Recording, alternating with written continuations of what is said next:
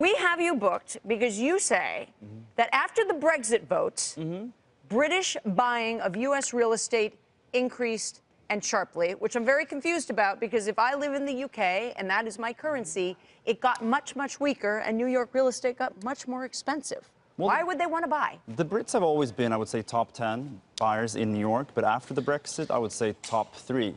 I think that the Brexit and the turmoil in Europe in general has proven once again, I've been saying this for so long, that New York real estate is actually the safest place to invest your money. That's a fact. So we see a lot of Brits, we see from France, we see from China this summer. How is the overall summer going? Well, summer is usually slower, right? People over 4 million, they go away, Hamptons or Europe. This summer was slower, normally slow, June to end of July, and then something happened. End of July, right at the beginning of August, a real pop, a record pop, I would say, in the market. 43 contracts over 4 million were signed the last few days of July and beginning of August. In New York City? In New York City, $350 million over 4 million, right that week. What happened? Huh? Where? Why? Why? Who? How? Well, what? And we're startled. I mean, why? I would say interest rates, I mean, we're about to find out, but they are record low, right? I mean, money is basically... But those kinds of people, they're not borrowing. I mean, they don't have mortgages, no, but there's you know, interest rates are low. And then, of course, you have, I think, once again, the European turmoil. And then there's a few buildings downtown that just opened with lots of great contract in them. I wonder if, with interest rates that low... They are buying. Where do you put your money? Yeah, because you're not going to buy a negative yielding bond, so you buy a nice co-op property. I mean, but they do borrow. We love the cash. Rich people do yes, borrow, of course. because they can make more money on their investments because mortgages are so cheap. They're so. I just got a mortgage myself, and it was not very expensive. Say again. I just got a mortgage myself, and I was surprised. It's very inexpensive. What did you get? What kind did you get? What kind of mortgage? What kind of mortgage? What rate? I got a really good rate from JP Morgan. Thank you guys so much. What kind of mortgage does Fredrik Eklund take out? Yeah, no, that's what I'm asking. You take out a 15. Okay, so you want to hear? So I bought a beautiful country house, a little mansion, and I'm paying it off in 10 years. A 10-year mortgage. Okay. So it's an ARM. It's probably an ARM. But you probably could have paid cash.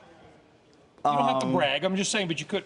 Anyway, cash is fun, but I think, you know, interest rates being so low, get a mortgage. So what's happening? You mentioned the high end. It really picked up at the end of July, et cetera. What's going on in sort of that middle tier? Is there a real difference? Is there a bifurcation of this market?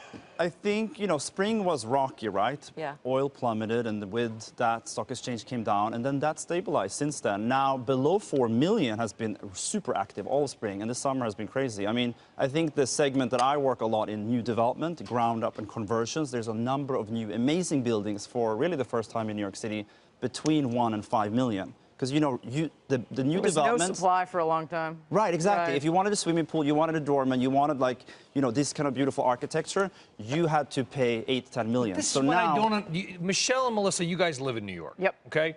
Tyler and I, we're suburbanites. We're lawn mowing suburbanites. Here's the thing. Who are all these people?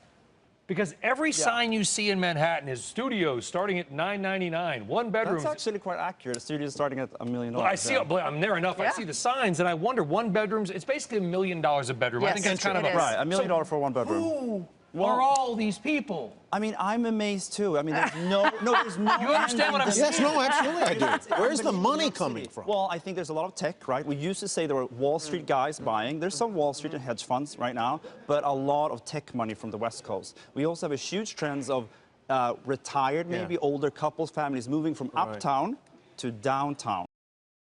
Hey CNBC fans, thanks for checking out our YouTube channel. Here you're going to find videos packed with all of the information that you need to be smarter about your finances. You can subscribe by clicking right here and click on all the videos around me or the eye right here to watch the latest from CNBC. Thanks for watching.